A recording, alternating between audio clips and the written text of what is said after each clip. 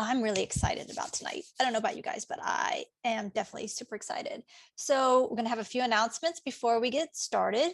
And then we're going to have our triple threat coming on, talking about working in the San Francisco city government. And then we're going to wrap up the evening with some, I'm going to have some questions for them, for our panel.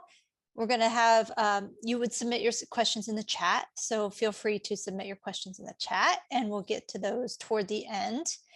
And then we're going to have some networking opportunities. We're going to have a couple of breakout rooms and we're going to have some networking.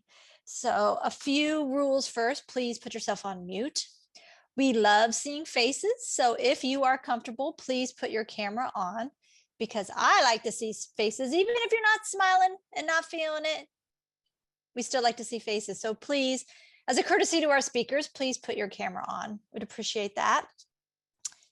Oh, I had a million announcements and I can't remember what they were. We are recording tonight's talk and we will be posting that on YouTube in a couple of days, probably. So if you want to be notified immediately when that is live, please subscribe to our YouTube channel and you'll be notified that the video is up and ready for you to view. So yes, we will be recording. And we are on several social media channels. We are on LinkedIn, Insta, Twitter, Facebook. So please follow us for announcements and pictures and information about our group on your favorite social media channels. Upcoming events. The next one, we just kind of slotted this in. This was kind of a surprise event. We just made this live. So yours truly is addressing the group with the most asked research method. Want to know how to conduct user interviews. So this is a paid webinar that's going to take place on June 15th. And the beauty of this is that if you can't attend this webinar live, you will have access to the Vimeo recording for lifetime. So in order to see this, there is a purchase required. So this is a paid webinar, The Art of the User Interview, on June 15th at 5 p.m. Central Standard Time, or Central Daylight Time, I guess it is right now. So go on to Eventbrite and you can get tickets for that.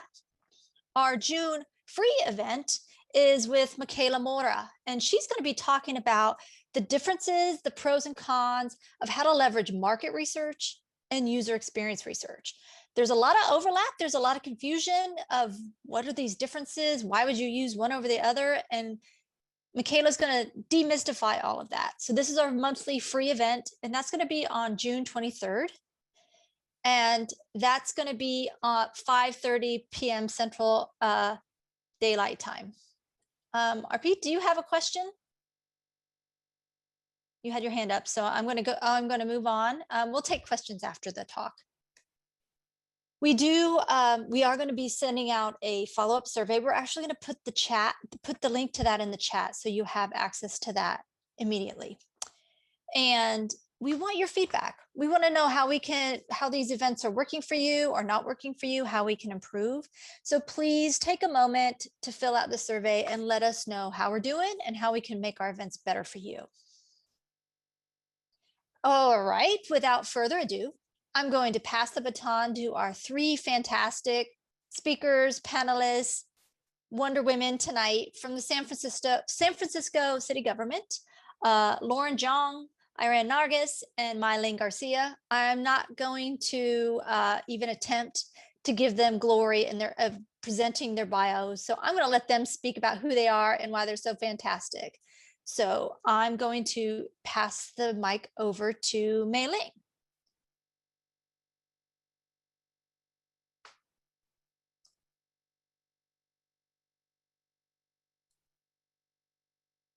Mai-Ling, you're muted if you're trying to speak. So let's try that. How's that? That is much better. Perfect. Well, I won't do much of an introduction, but hi, everyone. I'm Mai-Ling Garcia. I'm the head of digital strategy and engagement with San Francisco Digital Services.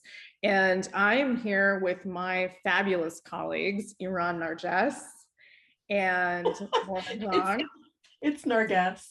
Narges, did I also Yeah. pronounce it? Oh, see, No one ever has to use my last name because there's never more than one Iran around. I guess that's fair. That's a fair point.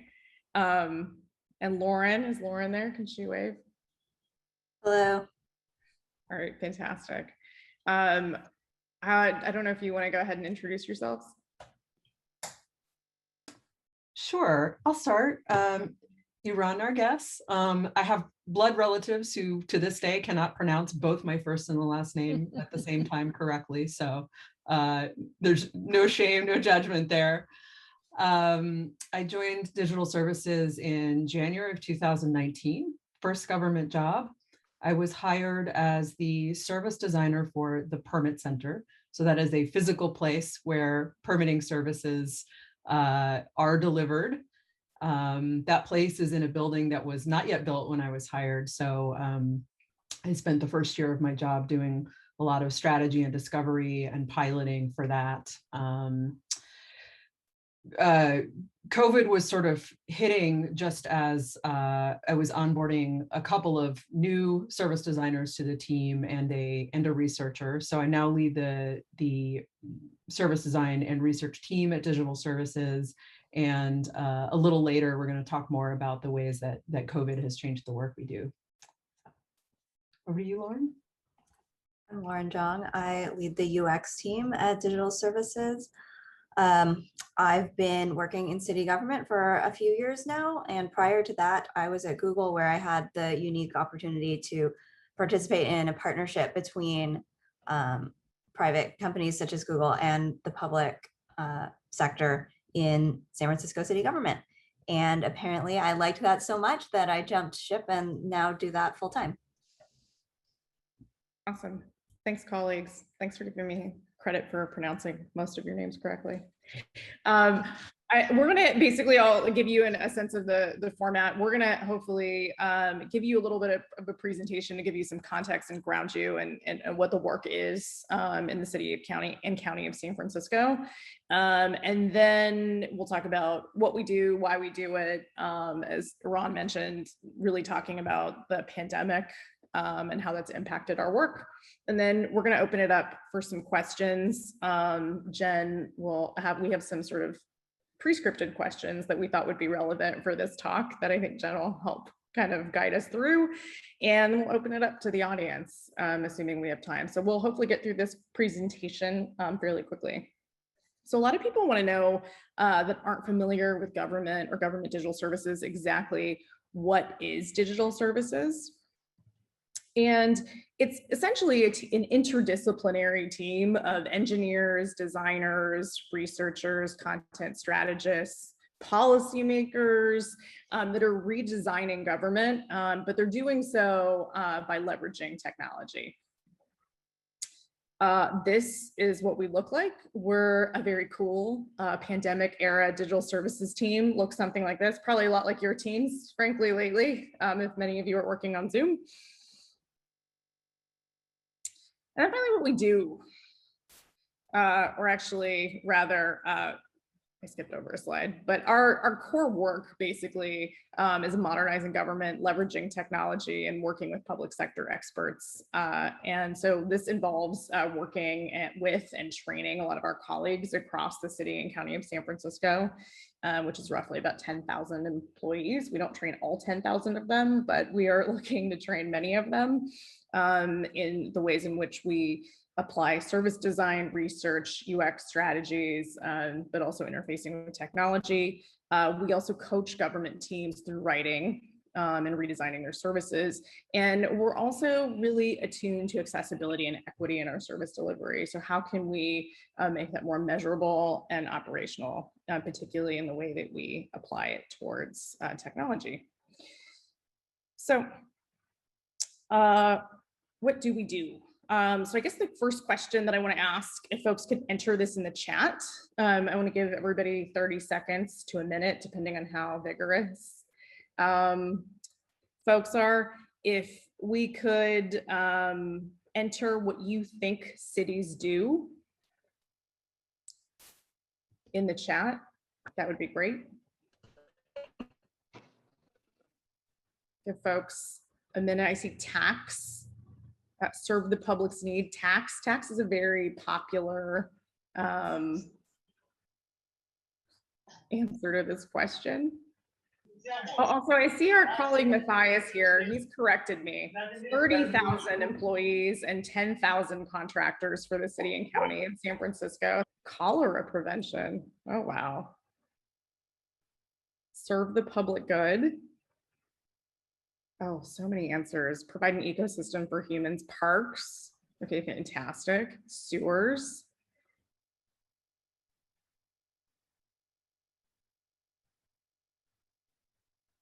Education, administrative hubs, city planning, managing waste, library services. These are great answers.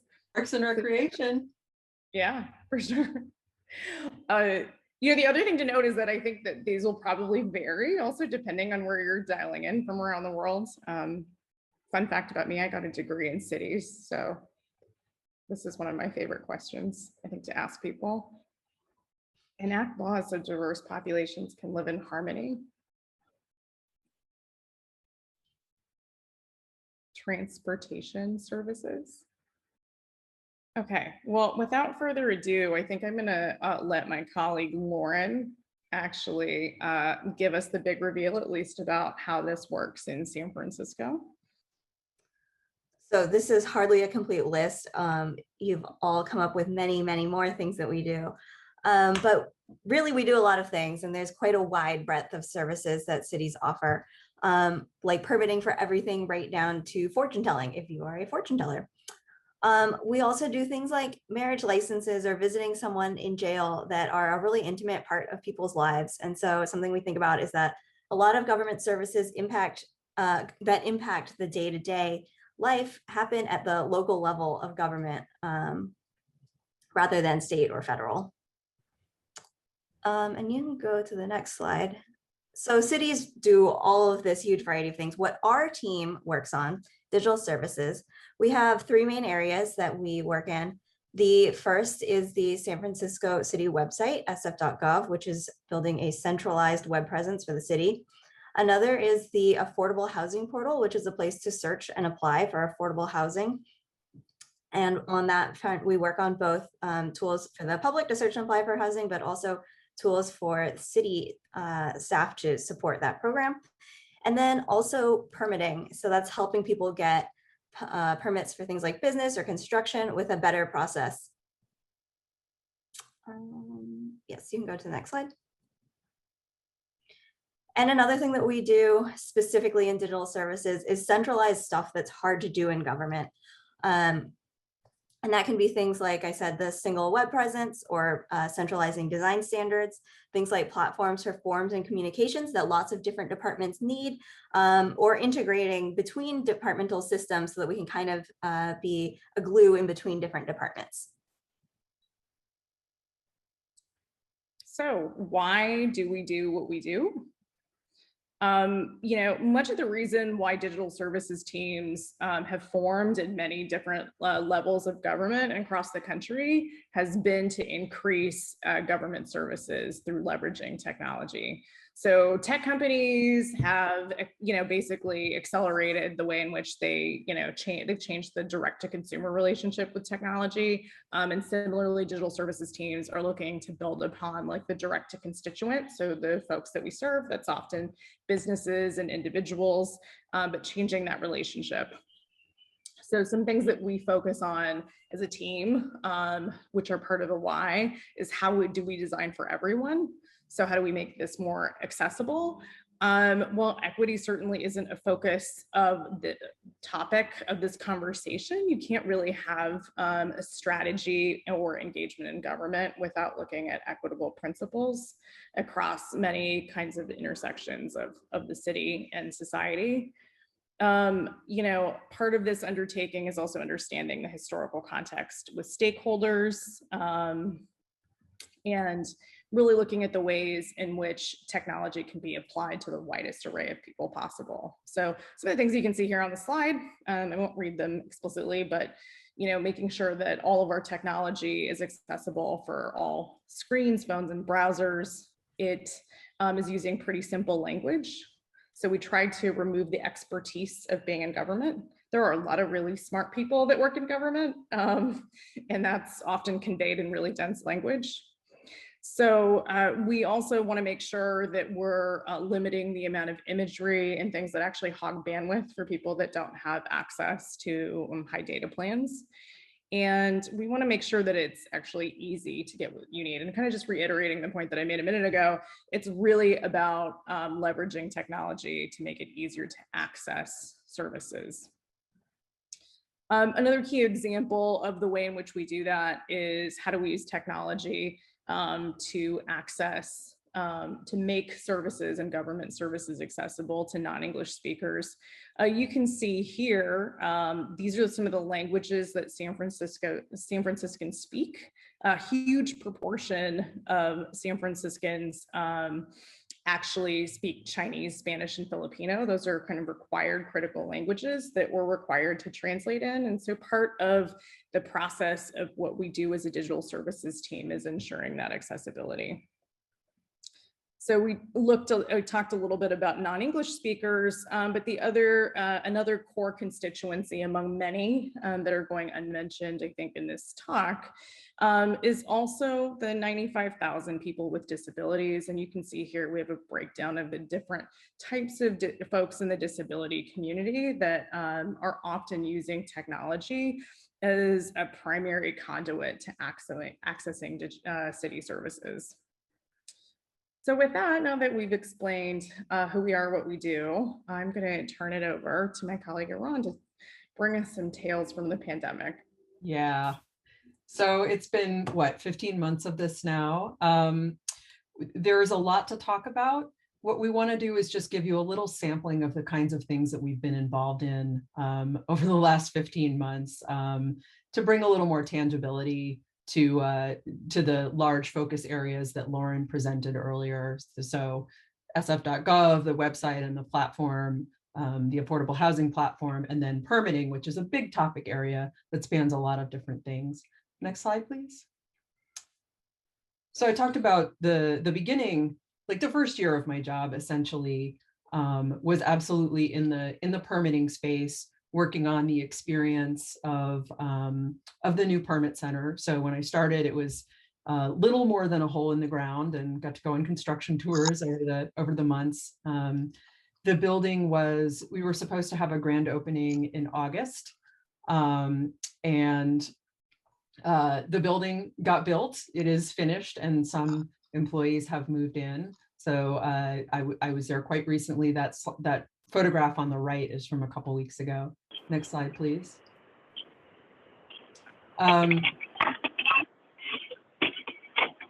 If you're not muted, can you please mute? Thank you. So there was a lot of high-level strategy about, what does it mean to have a good experience of permitting in the city and county? This is a complex problem space. It can take years and years and years for people to get through an entire building or construction permitting process. But there's also the experience level of a visit. And so the physical place is an important touch point for those kind of smaller quick turn interactions, but it's also a place where people might return again and again to do something much bigger or more complex. And so, of course, one of the components of creating more streamlined permitting experiences in San Francisco is making things more digital. And that's where the deep collaboration with the rest of digital services comes in. So, using a core design tool of piloting, we were starting to implement systems that we'd identified for the future permit center in the old Department of Building Inspection headquarters. And so those tablets that you see in the shot on the left are the system that we were deploying in a new way. We had moved people around in the building to create a more streamlined experience on this one floor in that building, piloting what we were going to do in the future. The lovely lady who is waving in that shot was at the time very new to her job, because there was a brand new team created to provide customer service in the permit center, which was part of the whole experience vision and experience strategy that we were starting to bring to life. These shots were taken less than a week before shelter in place hit and all that stopped. So it was a dramatic shift in focus for me, for the team that was working on this. Next slide, please. And so, you know, I don't know what it was like in your workplace when COVID hit. And for some people, it was a more dramatic disruption than others. But for the city and county of San Francisco, going through this time of great uncertainty and a public health emergency, there's a lot of in-person services all over the city, and everyone was scrambling to try and figure out what to do. There was an emergency center that was spun up. There was the Department of Public Health, obviously, was very involved. And our team immediately started getting new kinds of requests for work, just flying in thick and fast. So probably in the first half year of the emergency, there were all kinds of things that we did, and really up until this day, that don't fit in that portfolio of the three areas, including, next one. Our team went from working on, you know, we continued our work in permitting, and the focus of that really shifted to trying to get as much stuff online as possible so that people wouldn't have to congregate in person. We also helped stand up a COVID testing service. So this was the first city-run COVID testing site in the city. And, you know, talk about just sort of pitching in and doing whatever. I designed the banners. I also put together the service blueprint for that we had a lot of people doing great work, wonderful service providers, wonderful collaboration with all of the departments that came together to do this. And it was a matter of just being able to describe like how that service was delivered. So very interesting time to be a service designer in government. And to talk about some more of the fun and oddball emergency response things, I'm going to hand it back to Lauren. So, like Yaron was saying, when COVID hit, one thing that happened pretty quickly was that rather than working on digital services, one of our designers pivoted to designing posters and flyers. And I saw in the chat that some of you are from the San Francisco area. If you are, these probably look really familiar to you. You can go to the next slide. But even in print, principles of user experience still applied. They needed to be readable, they needed to be translated into our top languages, and they needed to be accessible because it couldn't be English only or accessed in only one format. Everyone needed this information and they needed it fast. Other challenges were that a lot of this information was complex and scientific, and it needed to be simplified and streamlined for the public. And we also created this kind of consistent and recognizable design to reassure people that this information is accurate and official from the city. Next slide. So the other half of this is that at the same time, information needed to be readily available on the website. In the early days of the pandemic, there was a lot of misinformation, a lot of rapidly changing information. And we were the first region in the country to implement a stay-home order. So it was very important to have a place to house information from an official and trustworthy source. Luckily, we were ready because we had been building the infrastructure of SF.gov over the past couple of years. Next slide. And just to give you a sense of how this impacted us, we had been a sleepy little website slowly building up over many months. And we had a huge increase in both visitors to our site and also in the amount of information that staff from across the city, from other departments, needed us to help them get out to the public. Next slide. And then one last thing that we've been working on more recently is the vaccines effort.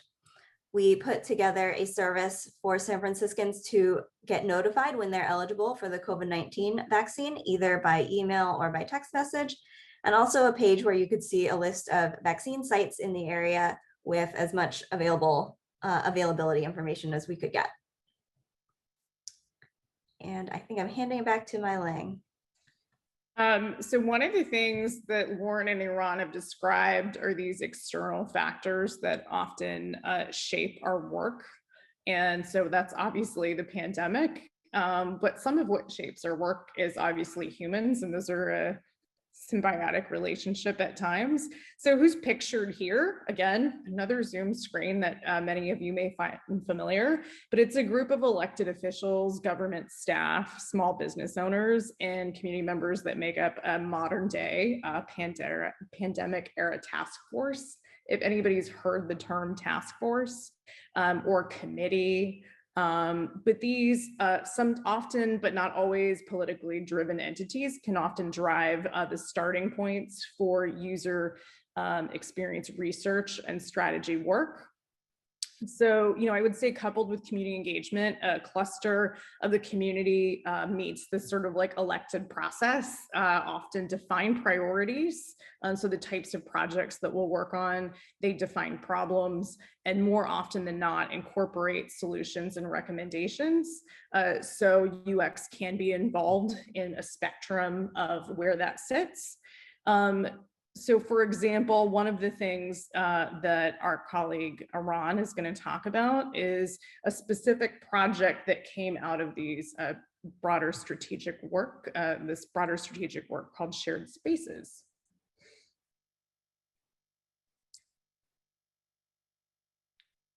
Yeah, so I didn't work on the first launch of this. This was actually a great success on the part of the city.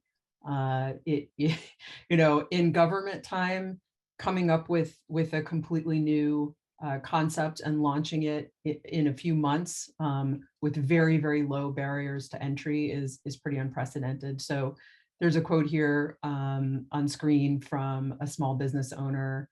If you can imagine being a small business owner with really nothing to fall back on when the pandemic hit, having to close down, having no source of income, it was a terrifying and precarious time for a lot of businesses, especially restaurants, having to lay off their staff, not being able to open up, knowing that they couldn't really survive on takeout. So one of the responses to this situation, in addition to various kinds of emergency grants and assistance programs at various levels of government, was this thing called Shared Spaces, which basically made it very, very easy to conduct some business outside by basically taking over, say, a parking space or part of a sidewalk. And this is probably the most low barrier permit system San Francisco has ever had, very intentionally to try and give people a way to get some income coming in the door, both to keep their own business open and hopefully keep some of their employees on during this time. Next slide, please. We're now working on, with a lot of different department colleagues in various parts of the city. We are working on the permanent version of this program. It was such a success at allowing people to have some income coming in when they couldn't otherwise open as restaurants or retail stores, that with the kind of favorability that this program has had, they're turning it into something that's more permanent.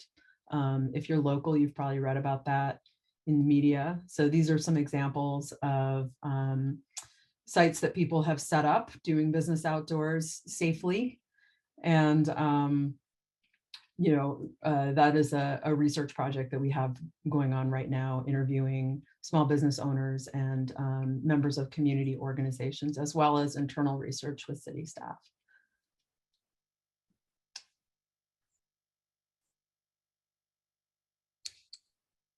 So to wrap up, we wanted to share a bit about what's hard in this unique government environment. So one is being constrained by policy or politics and having requirements set by those that we need to either navigate around or try to impact change on. Another is connecting to a diverse audience of all San Franciscans because we want to build with instead of build for. And lastly, identifying who is a stakeholder that has decision-making power and influence. So now that we've kind of given you this broad sense of what we work on, we want to talk more in depth in a discussion format about how we find success despite some of these challenges. So Jen, I think I'm going to go ahead and stop this screen share if that's okay. BS staring at all of your smiling Yeah, faces. no, that's no problem. Yeah, thank you. I'm sorry. I was like trying to find the mute. Great. Oops. Thank you. Quick hand, like little applause, use the emoji or show them. That was awesome. Thank you so much. And I am going to dive in. If you have questions, please put them in the chat and we are going to hop into those now. I'm trying to find it. I've got too many windows and I'm trying to find that. Here we go. Here we go. All right. Here we go. So first question to you is, so you talked a little bit about working both in the private and the public sectors. All of you talked about those differences. Talk a little bit about what those differences are, if any. I'll go ahead. Yeah, I'm a little over 2 years in, so I've been thinking about this quite a bit for a little over 2 years. One difference is in government, there absolutely are economics and there is scarcity, but it is not a for-profit enterprise. Another thing is it is a monopoly. So, being an environment where what I'm in service of does not in a really explicit or immediate way anyway factor in competition. I mean, there's still competition, right? Like when you talk about a service like building permits, your competition is like, let's make this service usable enough that people aren't motivated to go just do it without a permit or just leave entirely.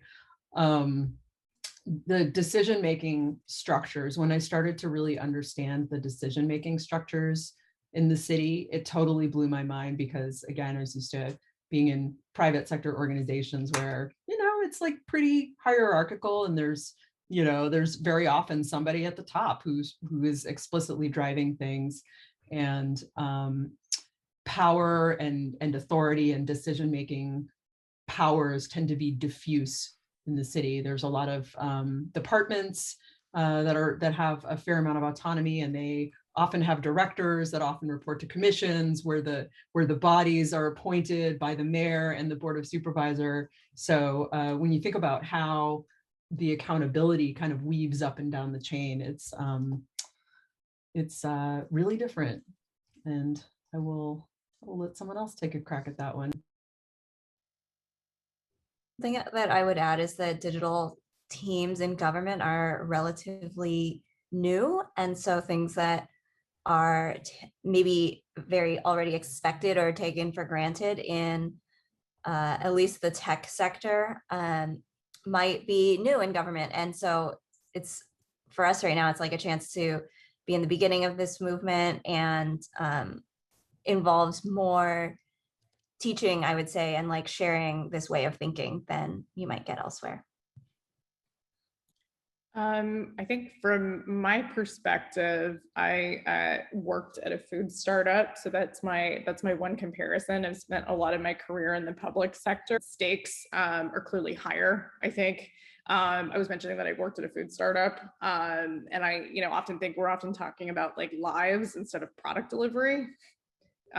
So I think that added pressure really, I think somebody asked a question I was seeing in chat, if we sort of work in agile sprints, I say, I think it's agile inspired. We have agile-esque things that we do, but I think that some of these stakes make it really difficult sometimes to really like fulfill like a sort of like agile methodology.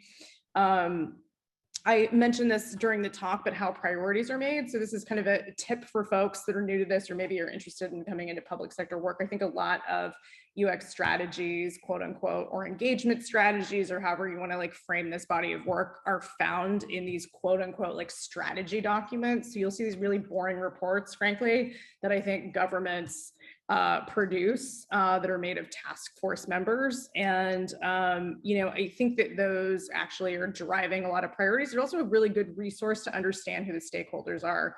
Lauren, my colleague, mentioned that one of the things that's really hard about government that I think is different from the private sector is like you kind of know who your stakeholder is. And oftentimes in the public sector, you don't really know who your stakeholder is, because as Ron mentioned, a lot of that like power and authority is diffuse, and it's not always clear who's in charge of what and what kinds of decisions are being made. And oftentimes these documents can give us like hints and nuggets at what that actually looks like. So I would say that those are the bigger things from my perspective, some of the big distinctions. Mai-Ling, you touched on one of our, you touched on one of our other themes, which is stakeholders. And I find that the stakeholder networks are also much larger and more diffuse, because we work for the people of the city and county. And so we have a different relationship to our communities than if we were in a private sector company. Okay, thank you. Thanks for that addition, Around. So what hurdles do you have to overcome when you're doing things like testing or research? Are there any hurdles that are coming to mind in particular, and what do you do to overcome those?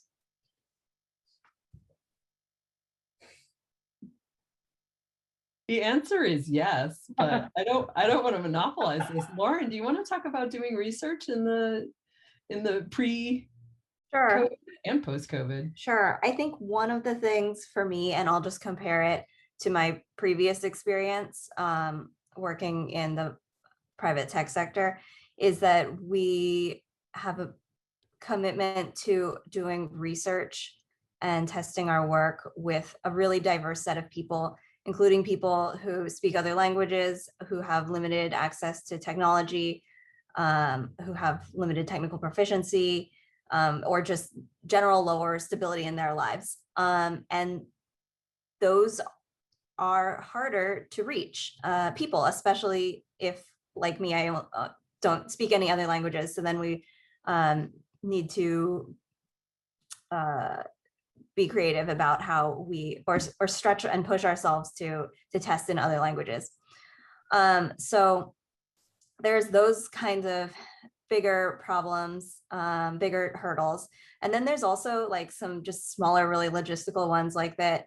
Compared to the private sector, we can't give research participants as large of monetary incentives to meet with us and give us their feedback.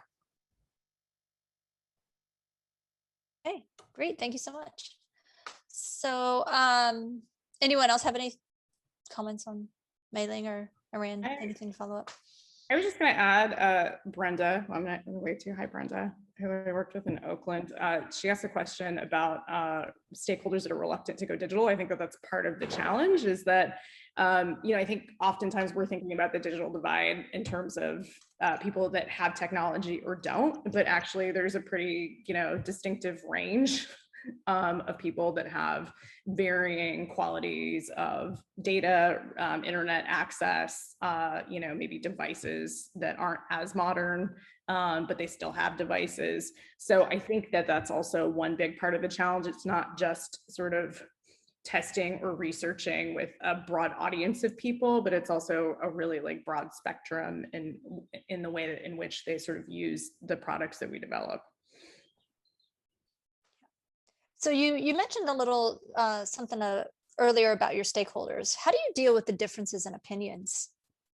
Because we know that happens. So what do you do with? How do you deal with that? Ron? I mean, it depends. I mean, it's a combination of facilitated interdepartmental sessions, like lots of them over a long time, and also, quite frankly, behind the scenes, for lack of a better word, I'll just say politicking. I know Mai-Ling loves to use that word. It's you have to build a certain amount of momentum and consensus around a direction, and sometimes you can't get everyone on board, but if you've got enough of the right people on board, you can start moving in that direction. And then the the spaces where we operate, where there are a lot of different departments that all touch kind of the same thing in different places, those are the most complex and the ones where, you know, there needs to be the most negotiation of people's interests. And so, you know, it's obviously, I mean, I think this is table stakes, but understanding what, you know, what laws and codes they're tasked with upholding, because they do have a, like every one of those agencies has a body of law that they administer. And so understanding where those hard lines are for them. Aaron talked about bringing stakeholders together in interdepartmental meeting. Another way that we use bringing together people from different departments is when designing the website. Most of these departments are used to having in the past had their own websites, and we're trying to create one unified city presence. So bringing people like that together in one place lets them see the needs of other departments and not only think about their own. All right, great. Could you talk a little bit more about how you address accessibility and diversity when you're dealing with your community?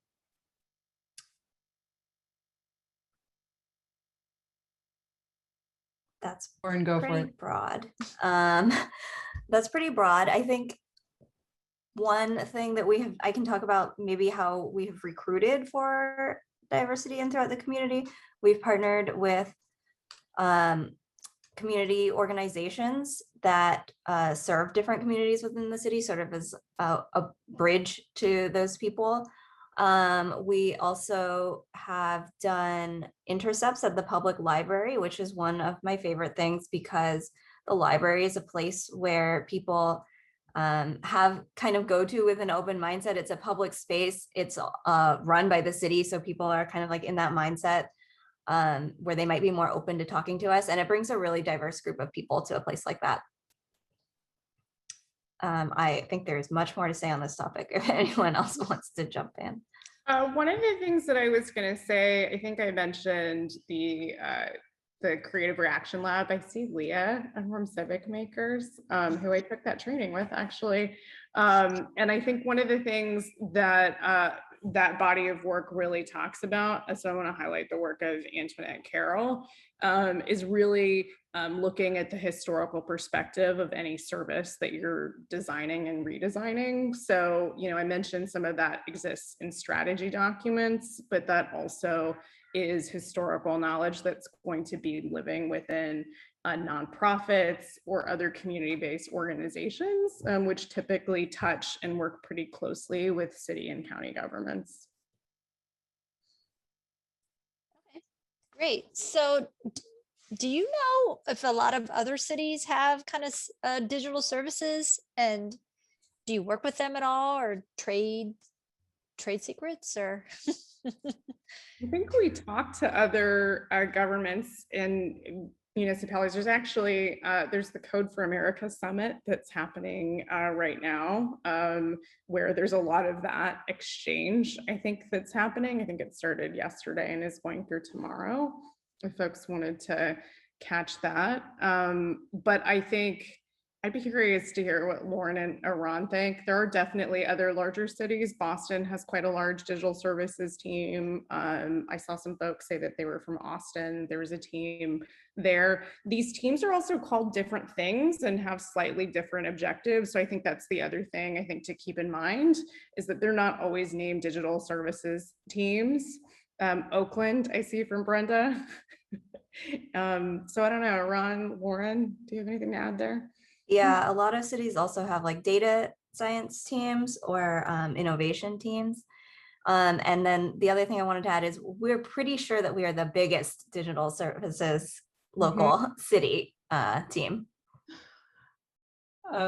We've done some informal, we had a little meet and greet, I think maybe pre-COVID with Austin's Office of Design and Delivery. You know, and some of us have just informal contacts. We have some alum as in digital services from 18F, which is the federal kind of innovation office. So those folks move around and know each other. We also have quite a few folks, maybe not quite a few, but we have a couple folks from the UK. So gov.uk was a big presence, and folks that have worked in civic technology there. Gov.uk is probably, at least from the Western perspective, I think, one of the sort of like early leaders in organizing units around technology and modern service delivery. Okay. So tell us a little bit about what you learned from testing for your COVID campaigns.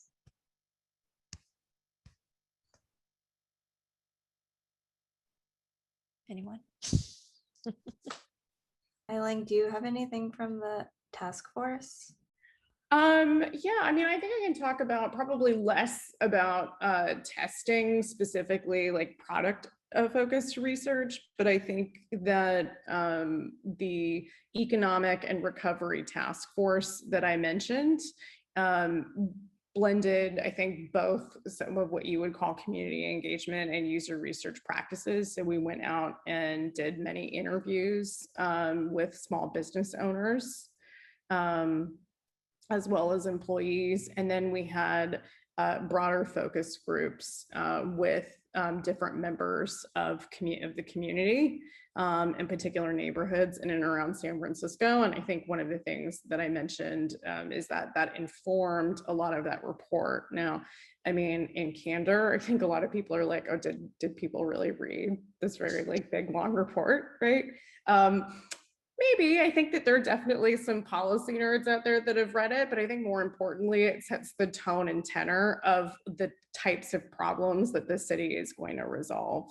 So and also the programs that it's going to create. So I think that was one of the programs that Iran highlighted and is currently working on now. So what are some of the most challenging aspects when it comes to dealing with the public?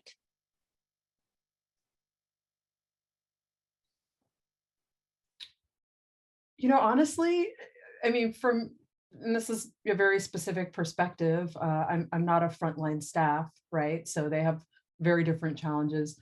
My biggest challenge is getting them to talk to us for research.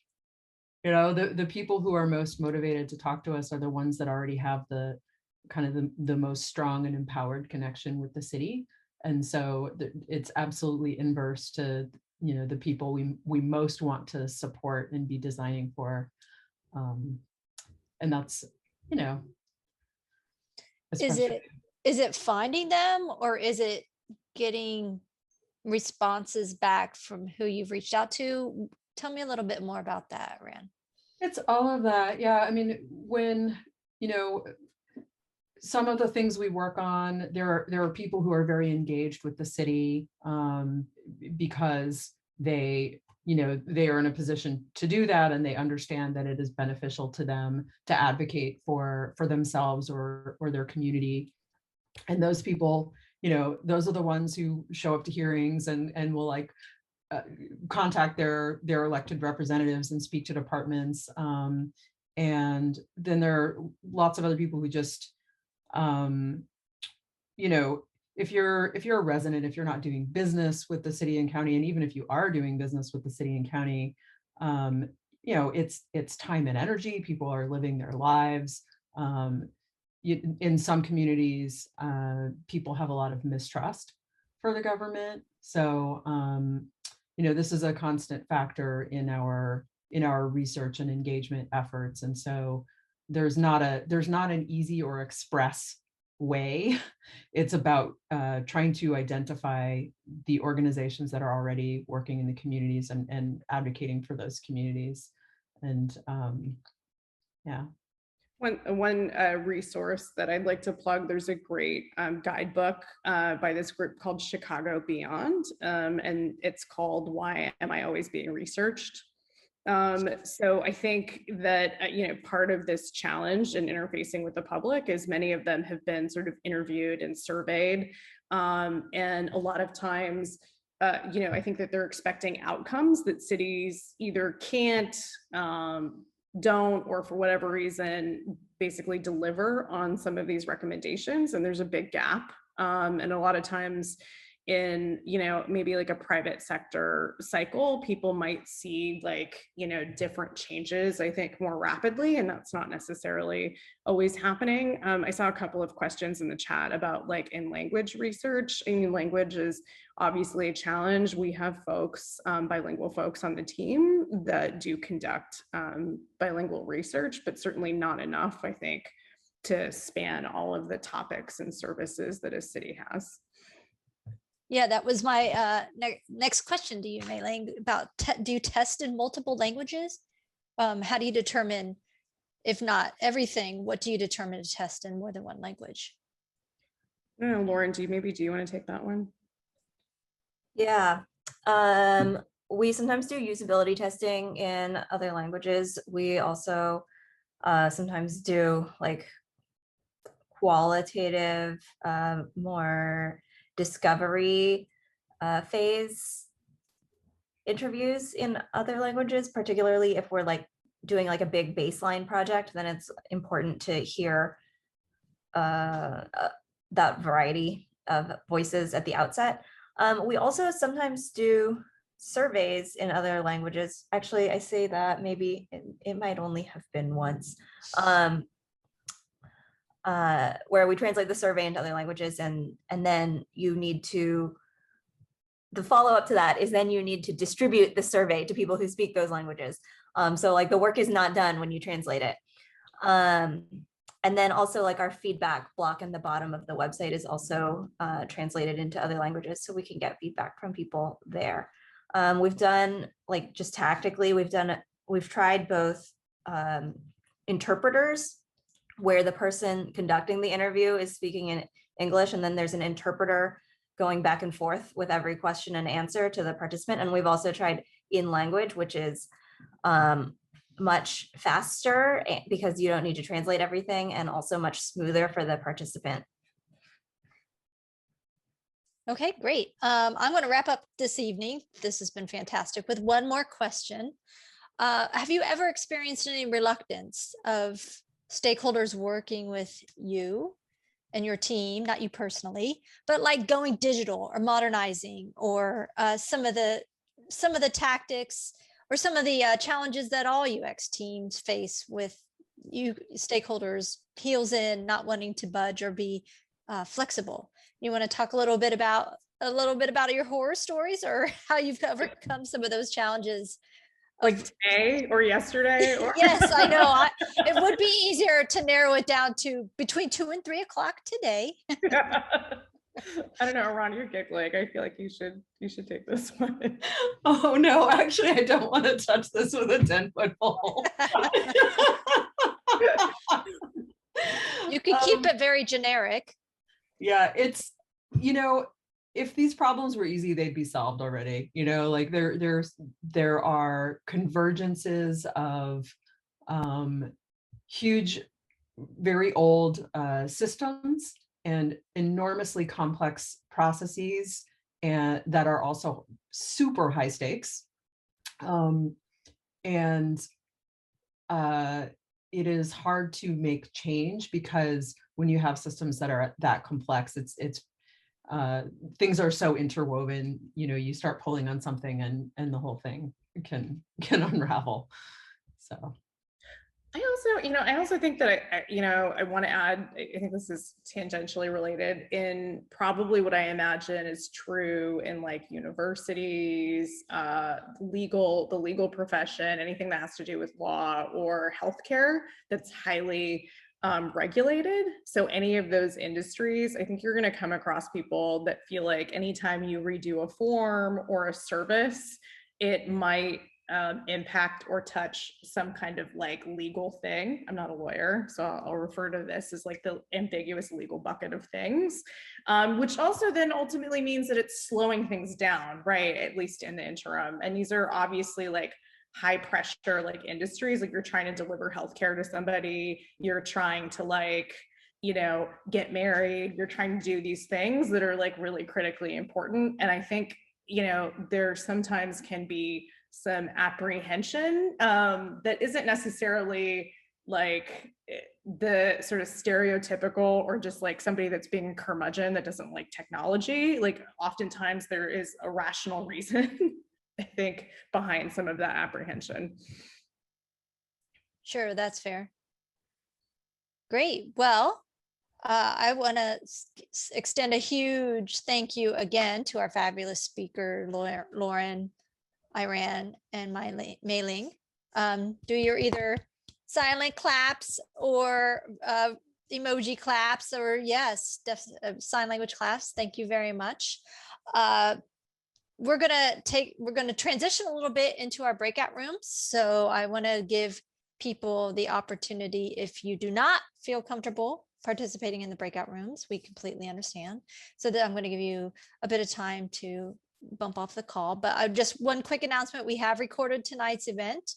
So if you go to our website, we will have the recording, the slides, photos, and the slide deck available for you to view. So you can go to UXResearchStrategy.com and see tonight's event, as well as all of our previous events, and watch some recordings and see the slides and all the fun things.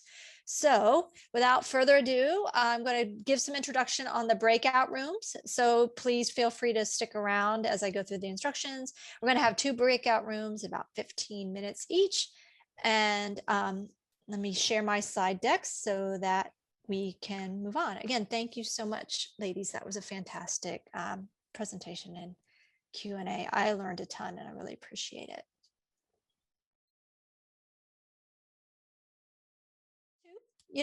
Share the stage. So does anybody have a question, a comment, something they want to say, or a resource, maybe a resource they heard about in in the chat room?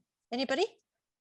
Let's go with, let's raise your hand. That would probably be best. Kelly has her hand raised first.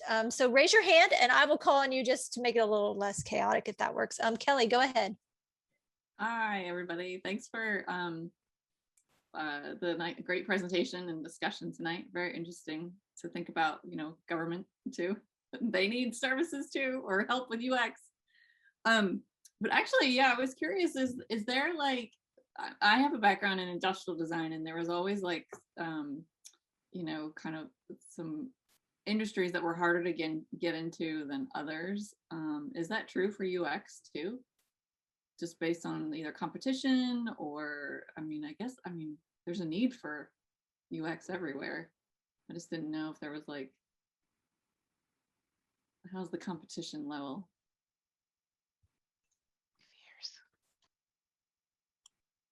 Or is that not?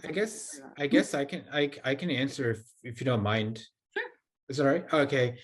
One thing I tell a lot of people that are trying to break into UX is, how there's a lot of how like there are a lot of articles on jobs that always say like these places, this job is in demand, whether it be UX, data scientist, software developer, what have you.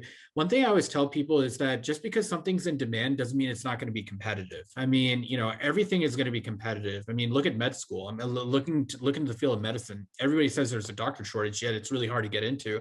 But it doesn't mean that you should, give up. No, there's no hope for you. It just means that there's going to be a lot of people that are trying to break in. You just got to do your best and stand out as much as possible. Now, with that being said, as far as like, can I ask you once again, when you mean industry, do you mean like domain, like i.e. UX and finance versus UX and healthcare versus enterprise? Correct. Yes, finance versus healthcare versus like government versus e-commerce kind of thing. Yeah, it's interesting. Well, everyone's story is different, but I can speak from my own experience. Right now, I'm working as a UX researcher in the healthcare space. And this is something I actually kind of least expected I would actually get into, because I don't have a background in healthcare whatsoever. This is a new space for me. Prior to that, I was in enterprise software. And prior to that, I was in a bit in the energy sector. And then I was in the fintech sector as well too. But in short, I think if there's one thing I've learned over the years is that more important than, the types of experiences that you've had is how you sell yourself, how you sell your previous experiences, so that you can be able to translate that into other industries. I don't know too much about how it would be like for the gaming industry, which is what I would eventually like to go into, games UX research. But I can definitely say that, you know, if there's one thing, the cool thing about being a UX researcher is that we're like method actors. We always get into different, we have to really understand the different types of industries that we're getting into. And that's kind of the cool part about it, is that we get to get exposed to all these different types of industries and really understand the different types of cultures within these types of industries, and the stakeholders and the users. And so, you know, I guess in the end of the day, it's, you know, I wouldn't say there's like a formula per se, but, you know, in my experience, it's really about how you sell yourself, and it's an art. So that's as much as I can say. Thanks for that, Chino. Anybody else have any perspective on Kelly's comment? I think that was really, really insightful, that it's, yeah, just because there's a high demand doesn't mean there's not a lot of competition. I think some of the things that set you off from other people is to have a portfolio. Even as a researcher, I know people are like, do you really need one? Well, my approach is do whatever you can to make yourself above the pack. And if there are 10 job candidates and only one of them has a portfolio, a case study to review, probably going to look at that person because they went above and beyond what the rest of the pack has done. So do what you can to get that work experience and to have those clips, because people, they appreciate an education, but they ultimately want to see that you can do the work. So you need to show them that you can do the work. And one of the best ways to do that is with a case study or a portfolio piece. Desiree, you had a question, unmute or comment, and let's hear from you. Hi, thank you. This has been really great. And, you know, I just especially want to thank the presenters. They were really fantastic, smart, strong women. And it was great to see them, and especially the work that people are doing during COVID. It's just such a contribution. So that was really a pleasure. My question is, and I feel a little bit weird asking this, but I'm going to go ahead. So I'm a methods person from the university, and I have a PhD, and I'm trying to break into design research and usability. But from what I understand, like UX design is not only for things like apps and websites, like it's also for things like flow inside of store. Or what I've seen is something that I was really interested in was there was a UX design lab for university to solve diversity problems, so that they would use design research to find out exactly what the equity issues were, and then they would design a prototype, a structural prototype to put into play in those departments. And I'm wondering, I'm specifically really interested in doing something like this about discourse in the United States. So setting up some structure so that the discourse inside the United States works better.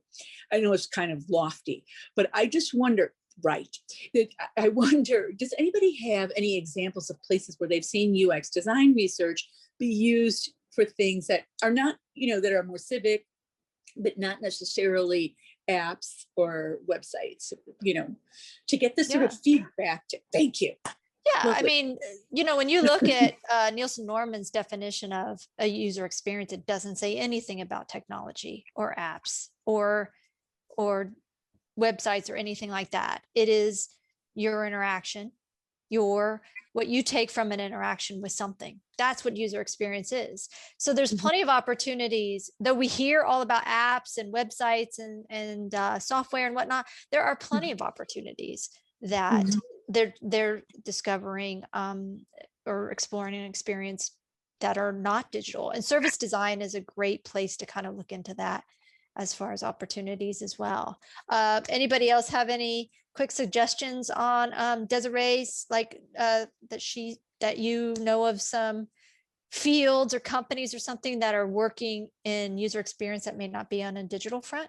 Anybody have any specific? Oh yeah, sorry, go ahead. Shelby, yeah.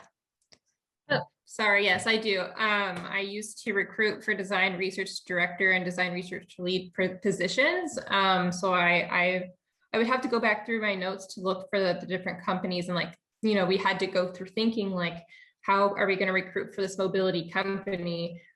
So we wanted to look for people that were solving mobility issues, people that might be looking at citywide solutions for, you know, doing design research in that kind of landscape. So there are things that are outside of apps.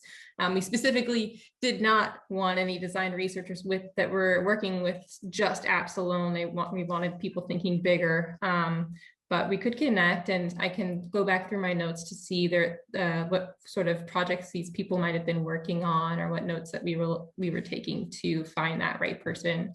It's not really a clear answer right now, but yeah, IDEO is a great. Somebody just posted that in there. Yes, IDEO is a great idea to look into. Other things you could look at, I think there's Waymo in Google is doing a lot of cool things with mobility, especially.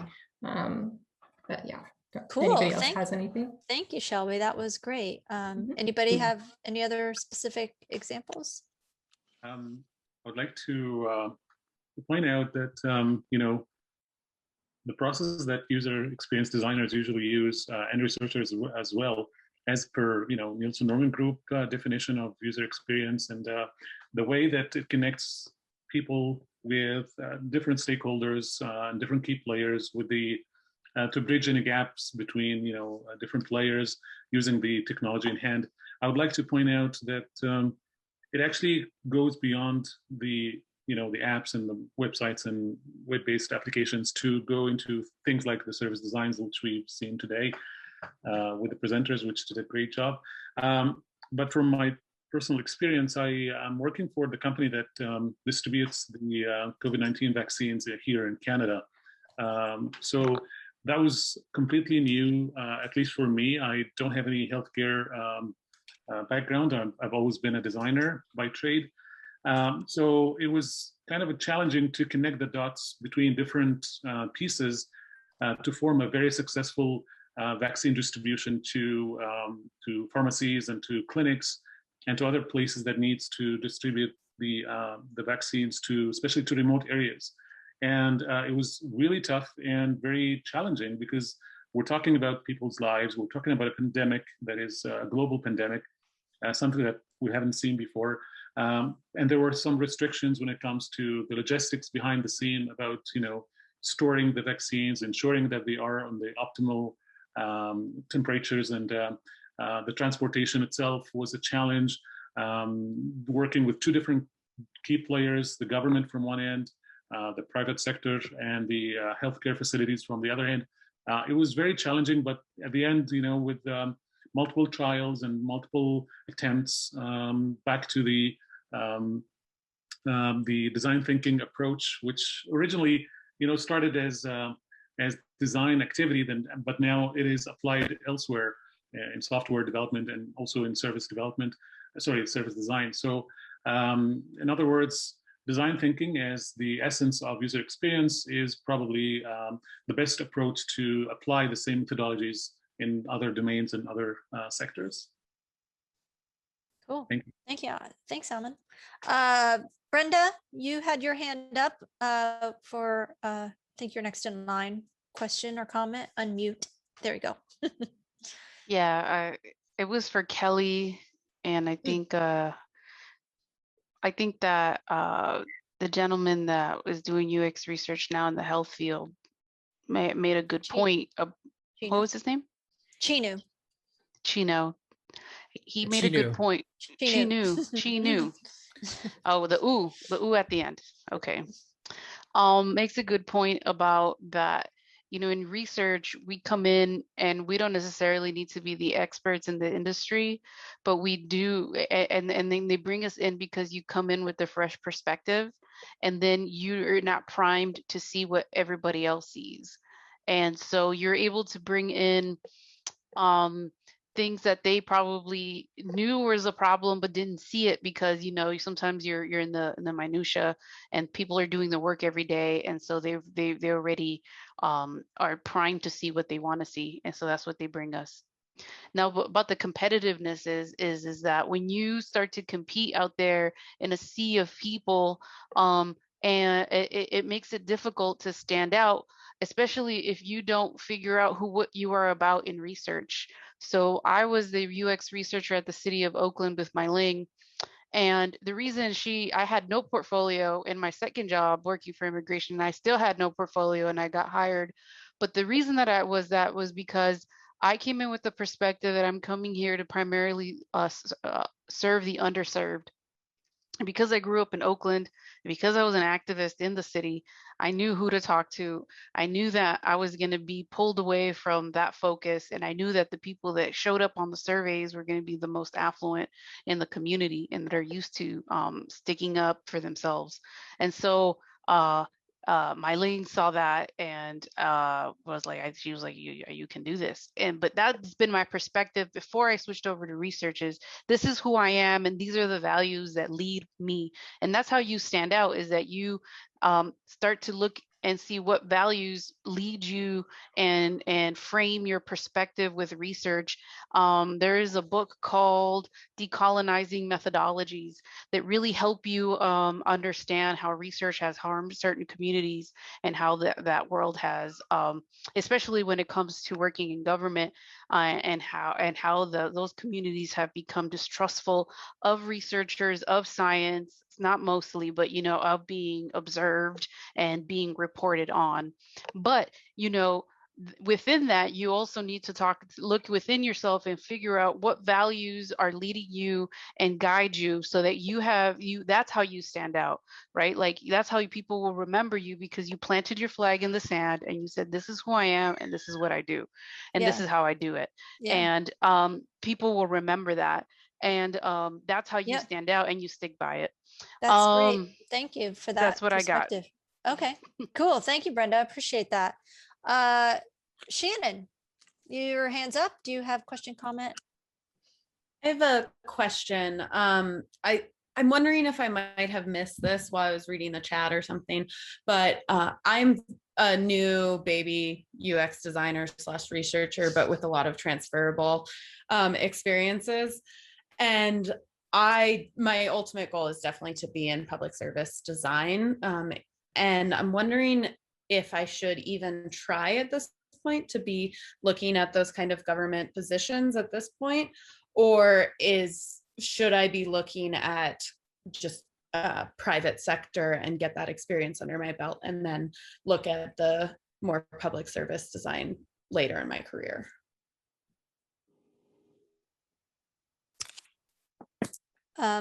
I don't have any comment on that because I've worked in government, and I think our speakers are no longer on the call. But if anybody else has any feedback, maybe they work in government or non-public sector. What are you trying to do? Yeah, Carolina, you have something? Yeah, I said I was going to say to Shannon that, like, so I've been working in public sector. I mean, it's in the UK, it's not the US, for like 1.5 years. And I did some contracting and worked at a startup before that. And I used to do graphic design. So I kind of like pivoted, did innovation course, and then in a school called Hyper Island, and then did this private sector. And what I find is, I guess the private sector, especially if you worked in established companies that have UX or service design as like a thing, then you can get mentored and learn to do stuff really fast. And I find what's happened to me personally is that in the public sector, you slow right down. So it's, as long as you're like in a good team of other people and you maybe can learn from other people, you can still kind of keep that going, but it's a lot more self-initiated. So yeah, I mean, I was basically a junior, like a mid kind of person, like junior mid in this innovation team. And it can be quite lonely when you don't have someone at the top. But I guess the pros and cons is you get thrown at the deep end. And that can be a good thing because you learn stuff fast and you kind of learn how to talk to stakeholders and build relationships. Cons to that is, yeah, you could be learning from other people at the top that are like super shit hot at what they do, and like, do you know what I mean? And you might feel like you're losing things or getting slower, and you're like, shit. So if I go back to like private sector, will it work? So that's anyway my perspective. But I think there's good and bad in both. I don't think there's an answer of right or wrong. It's up to you. But yeah, that's my experience anyway. Thanks. Thank you so much. I really appreciate that. Anyone else have any? I know I interrupted somebody. Apologize for that.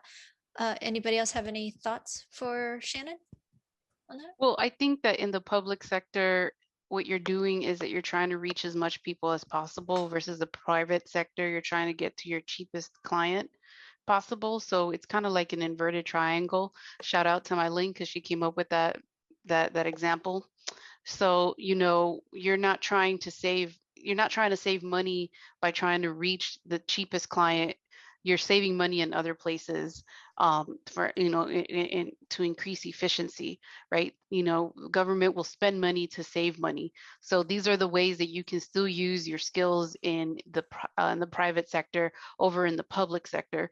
And then the other thing is also learning how you can serve more people and all the communities that you'll be touching, and being very humble to hear some very tough things out there. I think it's not that self-care it's not easy when you have to talk to people and they'll tell you about yourself, especially when they couldn't find something on the website. So you have to have a pretty thick skin to hear some things, and they're right. They will tell you, especially, you know, if you live in a city like Oakland, it comes with some stank on it. But yeah. Thanks for that. Okay. Yeah. So if you want to hit me up, just send me a private message. Cool. Thanks, Brenda, for offering that. Peter, we're gonna go for like maybe 10 more minutes. So Peter, you have your hand up. Go ahead. Yeah, it's just about that breaking into government. I work for the government of Canada, and UX, both on the research side and on the design side, is definitely a growing thing in the government of Canada. It's mostly digital because that is really the main touch point that most citizens have with the federal government up here. But it really is a growing and maturing community. So I'm not sure that we're the only, I don't think we're the only government that's like that. I think there are lots of opportunities for people wanting to break in. You do have to be patient because HR is often a challenge for the hiring managers within government who are desperate to get more help.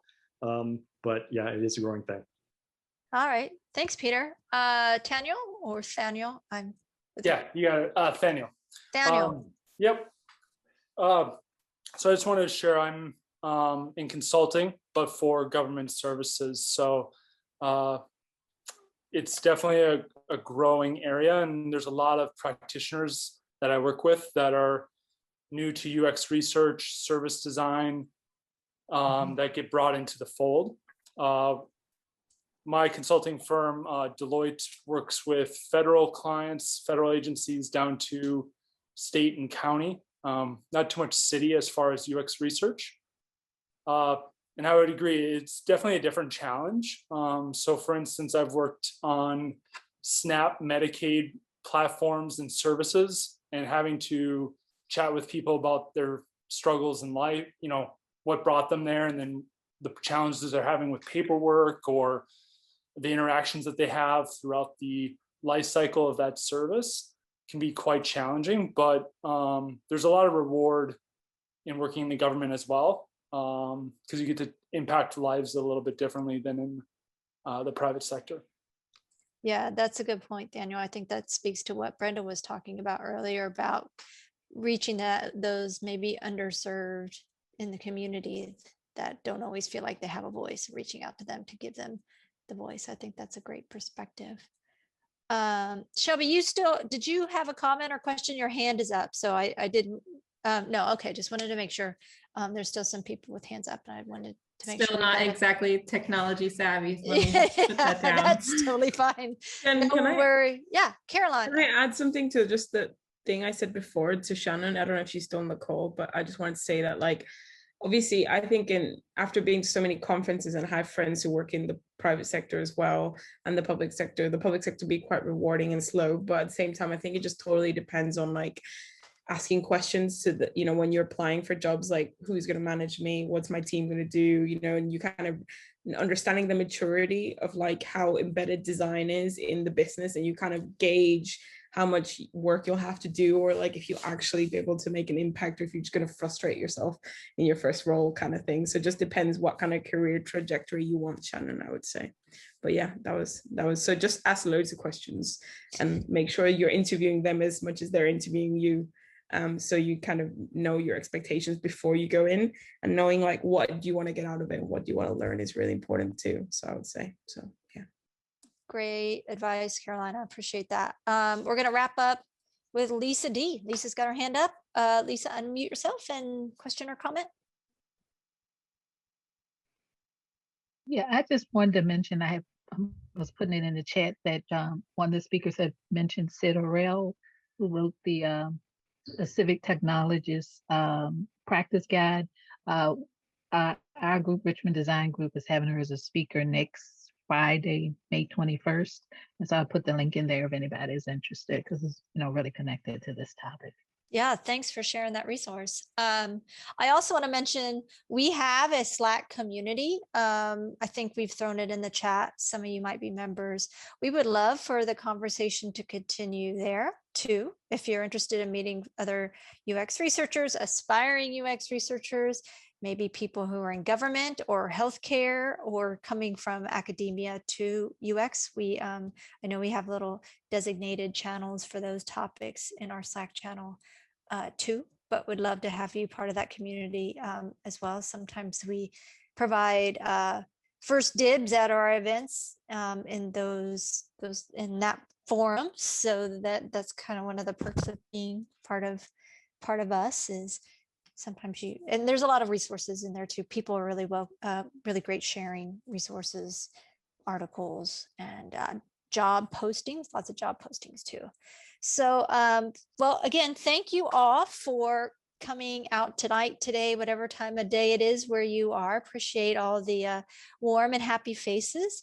And just a reminder, we have the webinar coming up June 15th, I believe, on the art of interviewing users. And then a week later, webinar about utilizing market and UX research to help understand your customers better. So check out Eventbrite, get yourselves some tickets to those events, and we'll see you in a few weeks. Thanks, everybody. Have a good night or day or morning.